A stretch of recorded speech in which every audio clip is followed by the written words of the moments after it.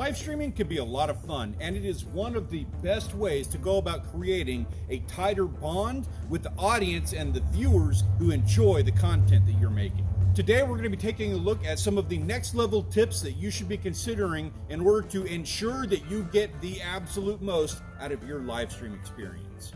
YouTube is the #1 streaming platform in the world. And a large reason for that is because the accessibility that YouTube allows is absolutely unparalleled.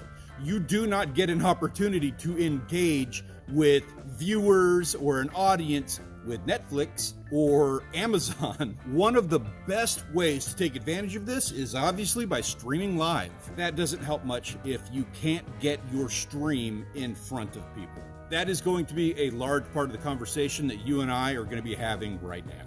What can you do in order to get your live stream discovered by more people who are out there looking for exactly the kind of content that you make, exactly the live stream that you're putting out there? The first thing you kind of need to understand is that a live stream is exactly like a regular YouTube video. You're probably not going to get a whole lot of views on that live stream after it is no longer live. You want to make sure that you have that beautiful custom thumbnail. You want to make sure that you have an intriguing topic and a fantastical title. All of that needs to be on there before you have gone live. Because when you are live, people are going to be seeing that thumbnail, they are going to be seeing that title, and they are going to make a decision as to whether or not they are going to click on your live stream and check it out based on their opinion of that packaging. It absolutely helps to go ahead and do your SEO on the live stream itself before you ever go live. Have all of that ready to go, because that is going to help YouTube to understand who this live stream needs to be served to when they start serving it out to people. One of the best things that you can do in order to improve the performance of your live stream is to treat it like a video that somebody is going to watch after it is no longer live. What I mean by that, present your live stream in a way to where it is an interesting watch and it is something that is interesting to listen to, so that people who click on it a month from now still find value in the stream that you had. When you jump into that live stream, jump in and hit the ground running. Just start talking about that thing. Have a conversation going. A lot of creators today will have a video that they have playing at the very beginning of their live stream in order to have that pumping thing happening before they ever even get on camera. A lot of other creators will use Google Slides, and they will use B-roll, and they will use overlays in order to make a more palatable and more interesting viewing experience. I'm just saying that there are options and there are things that you can do to make your presentation more fun and more interesting and keep your viewers' retention, even if you are no longer speaking directly to them at that time. Think about the viewing experience and think about how you can provide value to that viewer, even though you are no longer able to interact with them in the chat. I've got a couple of tips for you, a couple of things that will make your life just a little bit easier. I highly suggest you have a secondary device, whether it be your cell phone or your computer or laptop, tablet, whatever it is. I suggest having that second device tuned in to the live stream so that you can see exactly what the viewer is seeing. It gives you an idea of when there is lag. It lets you know if there's some kind of connection issue on your stream. Trust me, live happens. I say it every single live stream. It helps to have that little monitor by your side. Also, it looks kind of badass when you're sitting there with your multiple screens, checking yourself out and doing all the professional stuff. But the other thing that can make that really valuable, having that secondary device sitting there watching, is psychological. You see, when you're streaming, there's going to be a little number in the corner of your screen that tells you exactly how many people are watching your stream. And if you are new, you're going to see a 0 there for at least a portion of time. Psychologically, that is going to cause you to kind of tune things down. You're going to wait for people to come in. You're not going to know what to say. That is going to kill the retention on your live stream after it's no longer live. It's going to make things more difficult for you to jump into conversation whenever somebody does jump in. If you have that secondary device that's sitting there watching you, that number will never be 0. There will always be at least a little 1 up there. So psychologically, you can react to that one person who's watching, even if you know that you're the one watching. Next tip is going to be a little bit more difficult. This is one that everybody is going to have a problem with at some point when you're first starting off. I get that. I went through the exact same thing myself. So we're in the same boat here, but having been through it now, I want you to at least be aware that this is happening so that you know how to react to it and you can accommodate. Just like I am doing right now, where I just have my cell phone sitting right here and I am talking to it, you need to do the same thing with your live stream. When you go live, you need to be prepared to carry that conversation. You need to keep it popping and active and intriguing the entire time, regardless of whether or not you have only that one viewer who's watching the whole time. Be prepared to carry that conversation. Maybe have yourself a few little notes that you can sit there and kind of look at when you need to. Maybe have some browser tabs open so that you can sit there and see different topics that you have to talk about. Whatever it is you need so that you can continue to have a conversation with absolutely nobody except your cell phone. Be prepared for that. I understand why people do this, but if you really think about it, why on earth are we doing this? Putting the word live in that little red box on your thumbnail. What are we doing? Why are we doing this? For one, YouTube's already got the little live icon, so it's kind of moot having that on there. Also, when YouTube takes it off, then it's no longer live. And if people see that little live tag and then they see that YouTube is showing that it is not live, psychologically, they're sitting there and looking at it like, oh, well, okay, this is a live, that's not live, there's no value, I don't want to watch that. It's a much better practice for you to make that thumbnail, title, the whole presentation package for your live stream. Make that something that is palatable after it is no longer live, and that includes not having the word live on there. Have it something based on the topic of conversation that you were having, just like a video like this that I am doing right now. Do the exact same thing with your live stream. It can be fun and it can be interesting to watch, even when you are no longer live and able to engage that chat. Speaking of engaging the chat, one of the things that I highly suggest you do not do is have one of those introductions to the live stream that's like the 5-minute countdown or the 30-second count. Whatever countdown thing it is, don't do that. I understand why you want to have that in there.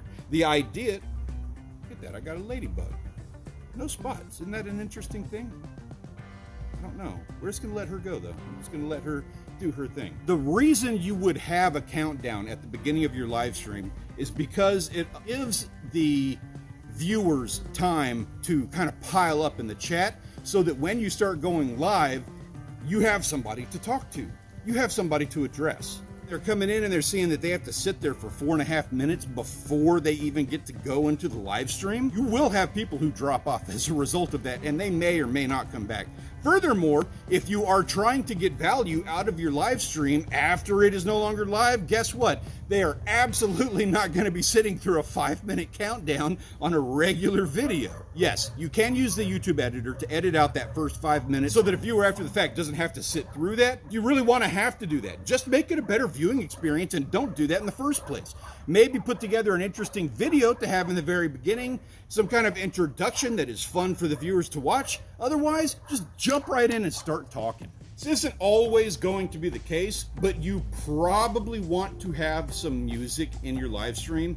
It's just one of those things that you can use to make a better viewing experience. It tends to increase retention and keep people around and keep things interesting and all that stuff. You don't always have to do it. However, I do encourage that, especially if you're doing something where you're sitting there and talking to the camera, maybe you're all alone and talking to the camera, it's probably going to help for you to have some music. Now, that having been said, do not use copyrighted music. Go to the YouTube audio library. Go download 24 tracks or 36 tracks or whatever it is so that you have free music on there. The last thing that you want is to have your live stream claimed. You don't want a copyright strike on your channel. It doesn't matter if you are not yet monetized. You stand a very good chance of at some point being monetized. And let me tell you from experience, having worked with tens of thousands of channels in the past, last thing that you want to do is sit there and make 25 or 100 or 500 videos only to get finally monetized, and you can't make a dime off of one of them because they've all got their copyrighted music on them. All right, this next one, got really close in there. Oh my God. I just realized that I am wearing the exact same shirt that I wore in my last video that I did on this channel. I even took a vacation. It's been weeks since I posted my last video, and the first thing I do is come on to record another video, and I'm in the same dang shirt. Total pro, am I right? So this next one is like really kind of near and dear to me. Get yourself a moderator. I know that sounds maybe unnecessary. It will make your life so much easier if you have somebody who can take care of if and when that troll ends up showing up, and I promise you they will. It's gonna happen. It's YouTube, all part of the game. You haven't made it until you got yourself a troll. So have your moderator in place and ready to go. 2, man, it is so much nicer when you are sitting there and you are talking about something and you have to pull up a link for a different video or a website that people need to check out or somebody else's channel. It is so much nicer when you have that person in the chat helping you out and they can pull up the link for you and put it into the chat. Also really helps to have a very chatty moderator on board with you while you are sitting there talking, and maybe while you are addressing somebody's comment, you have that moderator in there hyping up the conversation, encouraging people to like and subscribe so that you don't have to say it. And they're also having conversations with the other people in there, keeping that thing going, stirring the pot, making sure that it is kept lively and active and people are kept interested in the topic of conversation. And finally, the single most important thing that you absolutely need to focus on, more important than any of the other things that I have mentioned here, you need to have fun. I know that sounds counterintuitive, but people are tuning in because they want to enjoy this thing that you're doing. They want to enjoy this conversation, and if you don't enjoy it, then they're not going to get as much out of it. If you make a mistake, it's all part of the hero's journey. You are on the part of your journey that you are supposed to be on right now, and that includes the mistakes, the dead air, and that includes when your phone accidentally dies in the middle of your stream. All of those things have happened to the rest of us. Just means you're a part of the club. To be completely honest, live streams are probably the worst way to go about getting discovered on YouTube.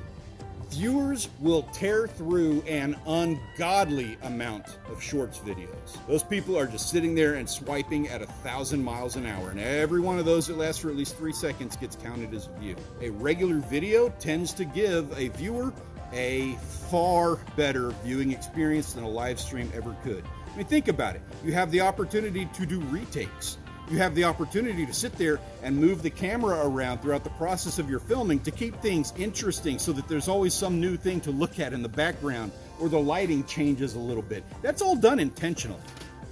That wasn't. There are opportunities for discovery with a live stream. When you go about live streaming, realize what the actual intent and focus for that live stream should be. You're there to provide a more engaging experience for that viewer who wants to speak to you one-on-one. They want that engagement. They want that interaction. That is a super fan waiting to happen. Implement all this stuff, and you are going to make massive improvements to the performance of your live stream and the value that you are providing for these viewers. I have answered 100% of comments on every single video that I have ever made over the course of 8 years and multiple channels. It's been a task. If you have any questions at all, feel free, leave it down there, and I can almost guarantee that you have a 100% chance of getting an answer from me. Thank you so much for joining me today. I look forward to seeing you in my next live stream. Go have a wonderful day. Go make something amazing.